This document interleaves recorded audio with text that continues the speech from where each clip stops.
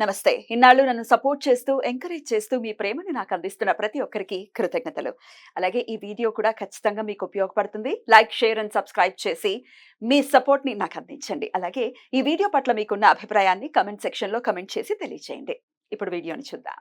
నమస్తే, welcome to our channel. నేను పద్మిని. ప్రస్తుతం పాటు ప్రముఖ ఆధ్యాత్మికవేత్త, astrologer, tarot card reader and Vedic nutritionist Shrimati Vanaja Ramashetti గారు మనతో పాటు ఉన్నారు. మాట్లాడదాం. మేడం నమస్తే. నమస్తే. కొన్ని యోగవంతమైనటువంటి రోజులు వాటి గురించి మాట్లాడుకోవటం, వాటి గురించి తెలియజేయటం, వాళ్ళ డేని, ఆ బ్యూటిఫుల్ డేని మన వాళ్ళందరూ యూటిలైజ్ చేసుకుని ఎంతో కొంత దాని నుంచి లబ్ధిని పొందటం అనే విషయం చాలా చాలా సంతోషాన్ని ఇస్తుంది. పర్టికులర్ గా పర్సనల్ గా నాకు గురు పుష్యమి యోగంతో ఒక రోజు రాబోతుంది. రేపు 26వ తారీఖే గురు పుష్యమి. గురువారం పుష్యమి నక్షత్రం ఉంది కాబట్టి గురు పుష్యమి యోగం వస్తుంది. కాకపోతే నైట్ టైమ్స్ లో వస్తుంది. పర్టికులర్ గా ఎప్పుడు వస్తుందని మీరు చెప్పండి. మరి నైట్ వస్తుంది కాబట్టి ఎట్లా వదలకూడదు, మంచి రోజు మళ్ళీ ఎప్పుడు వస్తుందో, ఎటువంటి సమస్యల నుంచి అధిగమించడానికి, లేకపోతే ఏదైనా చక్కటి రెమెడీస్ చేసుకోవటానికా, లేకపోతే ఎట్లా అసలు యూటిలైజ్ చేసుకోవచ్చు ఈ గురు పుష్యమి యోగం?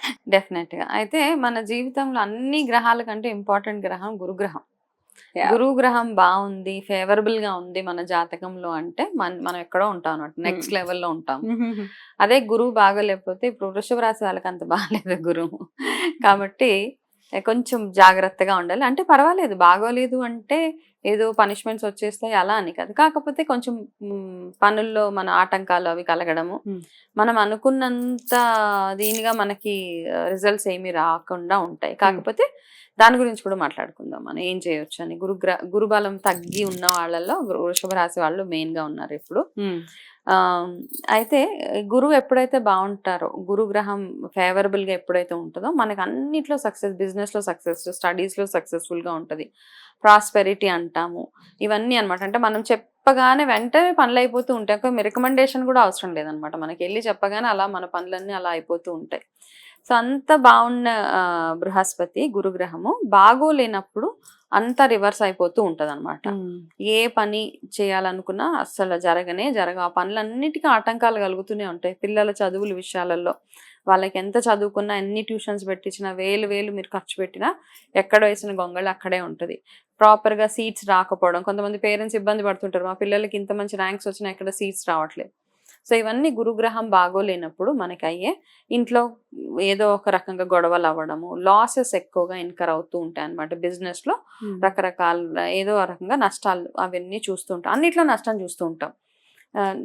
చిన్న ఎగ్జాంపుల్, ఎప్పుడైనా మనం ఏదైనా ఒక ట్రావెల్ బుక్ చేసుకుంటాము, ఏదో రకంగా దాంట్లో ఏదో ఒక ప్రాబ్లం వచ్చేసి అందులో సగం మంది రారు, మీకు రావాల్సిన డబ్బులు మీకు రారు. ఓ 10 మందికి బుక్ చేశారు, అందులో 5గురికి ఏదో రకంగా కుదరదు అనమాట.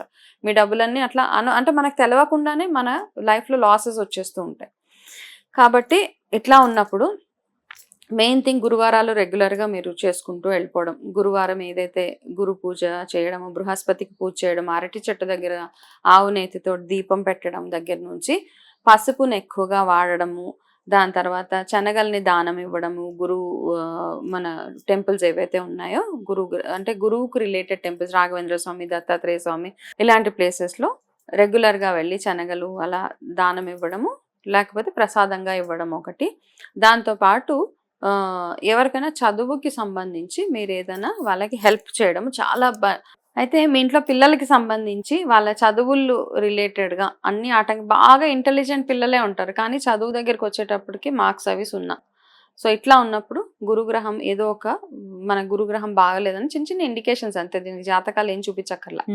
మీరు చేయాల్సింది గురువు రిలేటెడ్ టెంపుల్కి వెళ్ళి అక్కడ దత్తాత్రేయ స్వామి, రాఘవేంద్ర స్వామి, బాబా టెంపుల్, మీరు ఏ గురువు నమ్మితే ఆ గురువు టెంపుల్కి వెళ్ళి అక్కడ మీరు చేయాల్సిన పూజలు, దానాలు అవన్నీ చేసేసేయండి.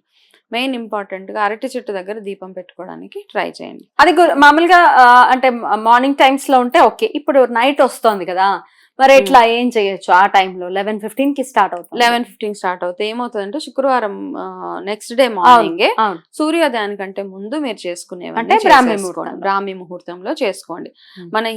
మన ఆస్ట్రాలజికల్ గా చూస్తూ ఉంటే మనము ఆ సూర్యోదయం లోపల పుడితే ముందు రోజు కిందకే కౌంట్ చేసేస్తారు అనమాట మనల్ని. ఉమ్. కాబట్టి అలాగా ఇంగ్లీష్ డేట్స్ ప్రకారం అయితే నెక్స్ట్ డే కన్సిడర్ చేస్తారు. తెలుగు జాతకాలు అవి చూస్తున్నప్పుడు ఏంటంటే మనం సూర్యోదయానికంటే ముందు పుట్టినప్పుడు ముందు రోజు కిందకే వస్తుంది. కాబట్టి బ్రాహ్మీ ముహూర్తంలో మీరు ఆ రోజు చేయాల్సిన పూజలు, గురుగ్రహానికి చేయాల్సిన పూజలు అన్ని చక్కగా చేసుకుంటే సరిపోతుంది మనకి. Right right.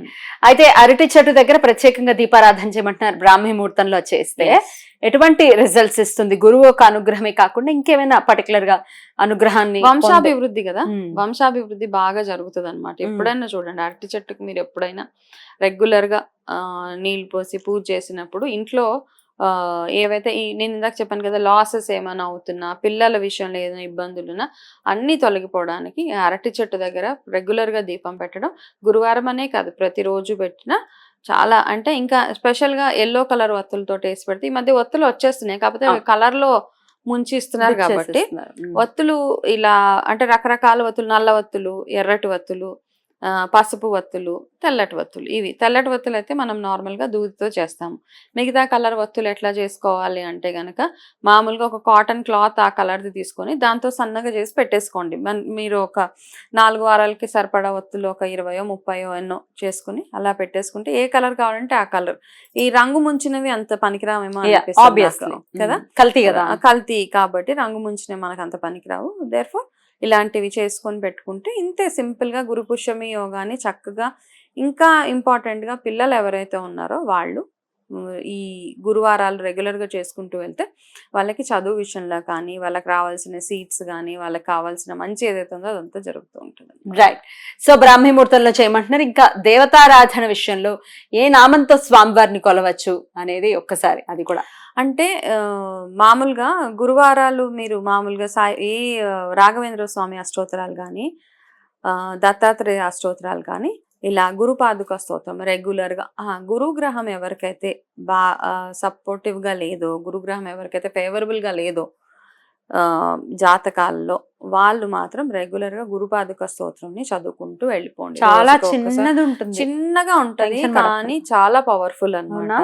చాలా పవర్ఫుల్. డైలీ 1 టైమ్ లేదా 11 సార్లు, మీకు టైం ఉన్న రోజు 11 సార్లు ఇలాగే దత్త చరిత్ర అవన్నీ చదువుకుంటూ వెళ్ళిపోతే ఫేవరబుల్ గా ఉంటుంది. రైట్. ఇక మొదలు పెట్టాలి అనుకుంటే గురు పుష్యమి యోగానికి మించింది అంతకు మించింది లేదు. ఆ రోజు స్టార్ట్ చేసేసేయండి. స్టార్ట్ చేసి మీరు ఎప్పుడైనా కంప్లీట్ చేసుకోండి. అంటే 1 వీక్ లో కంప్లీట్ చేయాలంటారు. 1 వీక్ కుదరదు చాలా మందికి ఇప్పుడున్న కన్స్ట్రెంట్స్ ఏవైతే ఉన్నాయో. అయితే కొన్ని కుదుర్చుకోవాలి అంతే. మనం అన్ని మనకు తగ్గట్టే చేసేసుకుంటున్నాం ఈ మధ్య. అంటే మన కన్వీనియన్స్, మన కంఫర్ట్ నే అమెండ్మెంట్స్ అన్ని మనకు అనుకూలంగా చేసుకుంటున్నాం అనమాట. Which is not correct. దేవుడి విషయంలో సరే మీకు వీలైతే చేయండి మేము అనుకోవచ్చుగా, పోనీ డిలే రైట్ అండి. చాలా బ్యూటిఫుల్ గా ఎక్స్ప్లెయిన్ చేశారు. మంచి యోగవంతమైన రోజు మన వాళ్ళందరూ వినియోగించుకోవాలని మనస్ఫూర్తిగా కోరుకుంటూ థ్యాంక్ యూ అండి. నమస్తే.